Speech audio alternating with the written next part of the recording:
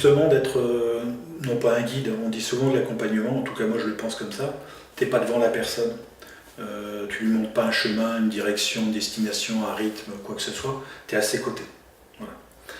Mais comme tu as déjà fait des choses, tu as des outils, des pistes, etc., donc tu peux lui proposer des questions, sans pour autant d'ailleurs qu'il te réponde. Le but, c'est pas important la réponse qu'il va te faire, c'est plutôt la question que tu lui transmets que du coup il va se poser.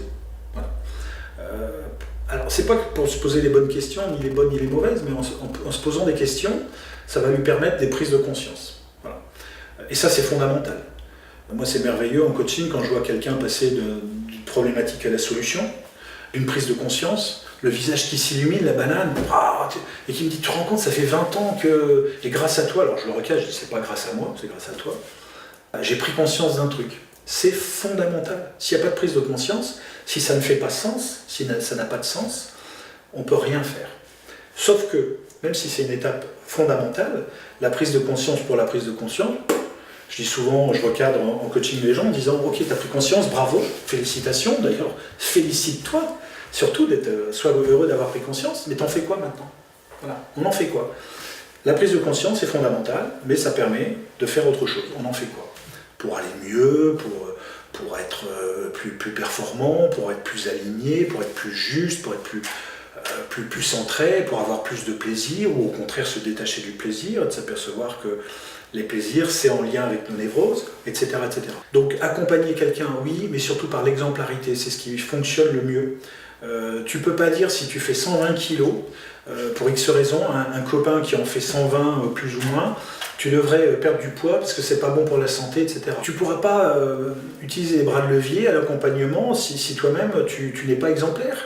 Alors que si tu as perdu 20 kilos, t'inquiète pas, tout le monde va te dire c'est quoi ta recette. Oui, c'est vraiment cette utilité. Pas pour laisser une trace à la postérité, je respecte des hommes politiques qui ont voulu avoir leur bibliothèque nationale, mais qu'on parle de moi après, c'est pas très important. Mais que ma vie soit utile, à moi-même et aux autres et à moi-même. Voilà. Sinon, quel intérêt que je sois un maillon de la chaîne, que je fasse partie du tout, voilà. Donc là, je te demande à 3, tu m'en as donné un, parce qu'il n'y a que celui-là finalement qui... Oui, si j'en parle beaucoup, c'est que ça me motive. Ouais. Parce qu'on a une forme de responsabilité, au-delà des droits et des devoirs, on a une responsabilité de qu'est-ce qu'on fait de notre vie, et qu'est-ce qu'on fait de notre vie vis-à-vis des autres. Je dirais que je peux pas lui dire. Je peux pas lui dire c'est quoi le chemin. Je peux pas lui dire quel est le chemin à prendre. Non, côté donneur de leçons, même si c'est une forme de pédagogie, je vais plutôt lui donner justement des outils au-delà du chemin tout fait, au-delà des savoir-faire, lui dire tiens c'est tel chemin ou prends plutôt un chemin de montagne ou un chemin de traverse ou un chemin dans les champs. Non. Je vais plutôt lui donner des outils au savoir-être, au savoir-vivre aussi de plus en plus. On l'a tellement perdu, c'est tellement évident, mais on le perd. Voilà, au savoir-être, à la conscience, et puis tu sais, c'est tellement vaste. Je lui demanderai aussi de préciser sa question, le chemin de la vie pour être heureux. Okay. Tu sais, c'est le vaste sujet entre réussir sa vie et réussir dans la vie. Je vais te décevoir, je vais être pas trop capable de te répondre parce que justement, j'essaie de transmettre et de passer aux autres parce que c'est vraiment aussi, au-delà d'une valeur ou d'une croyance, quelque chose que j'ai expérimenté, c'est justement de ne plus passer de temps à me tourner vers le passé. Alors ok, le passé peut être intéressant parce qu'on s'enrichit de nos expériences pour ne pas refaire les mêmes erreurs et blablabla, mais il n'y a rien d'autre de vrai que l'instant présent. Le passé est passé. Donc le chemin justement c'est d'arrêter de se retourner vers le passé, d'être dans l'instant présent et focaliser vers l'avenir.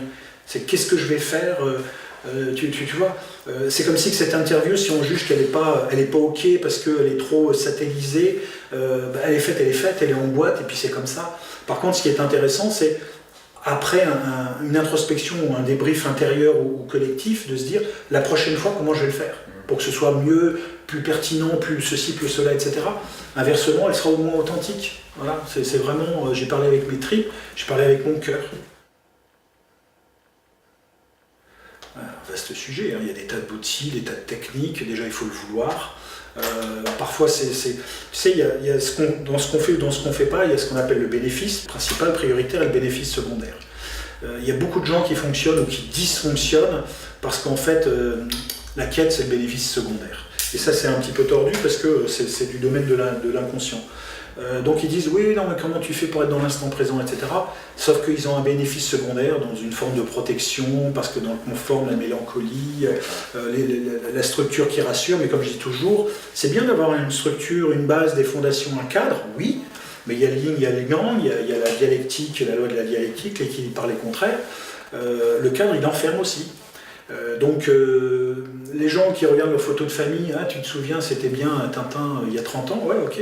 Ça les rassure, ça les conforte, la mélancolie, mais du coup, ils vont pas de l'avant. Donc, il y a des jeux psychologiques, là, il faudrait des heures pour en parler. Donc déjà, ouais, c'est complexe. Hein. Oui, et de volonté authentique.